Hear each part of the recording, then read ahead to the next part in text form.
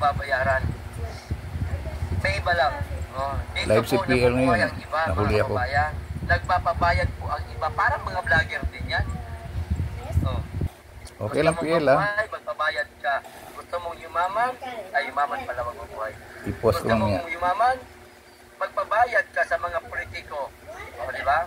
Team Duterte, o di ba, Nanay Salos, nauna na si Nanay Salos. Grabe, taga. Maraming salamat, Nanay. Maglilipana na naman mga kababayan ng mga survey firm na mga bayaran. Para lang, siyempre, ipaalam. Hindi ipaalam. May conditioning, ayan. May conditioning, ika nga. Para ima-mind condition nila ang ating, tayong lahat. Lalo na yung ating mga kababayan na hindi nakamasid araw-araw sa usaping politika. Mind conditioning yan, mga kababayan. No? Palalabasin nila sa kanilang survey na ang malakas na senatorial slate ay ang timbangag. Tapos, syempre, tayo, mapapaghinaan tayo. Diba? Ganun yun eh.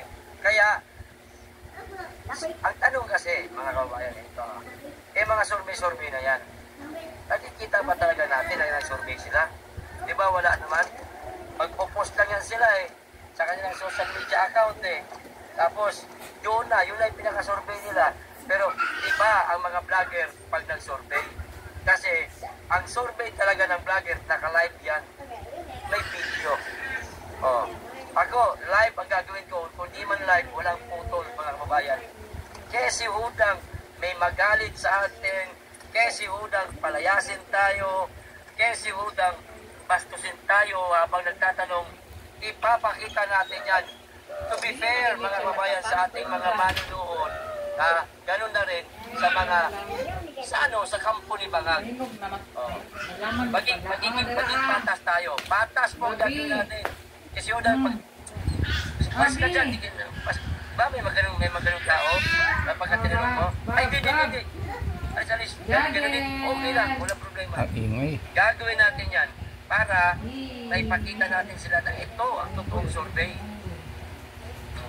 Di yung survey na magpo-post lang sila sa kanilang social media account para botohan ng mga nag-comment.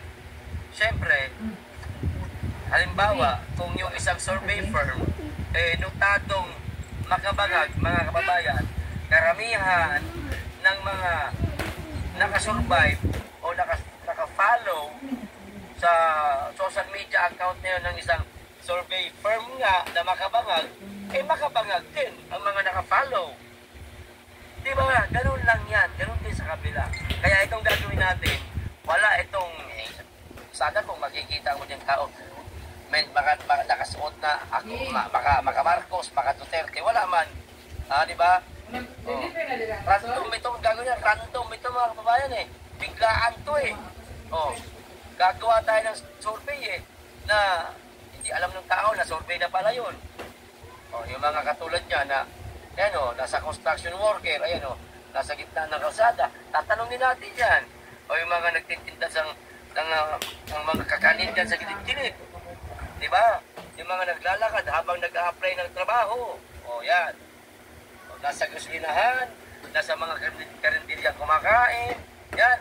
Nasa palengke, nagtitinda ng isda, lahat. Wala tayong pipiliin. At higit sa lahat, baka, at isa pa pala, hindi, huwag na lang baka. Ito, sisiguraduhin ko sa inyo. Isasama ko na rin itanong, mga kababayan, kung nagugustuhan ba nila mag-administrasyon ni Tayunyor. Yan! Isa yan sa mga itatanong natin. Siyempre una, kasi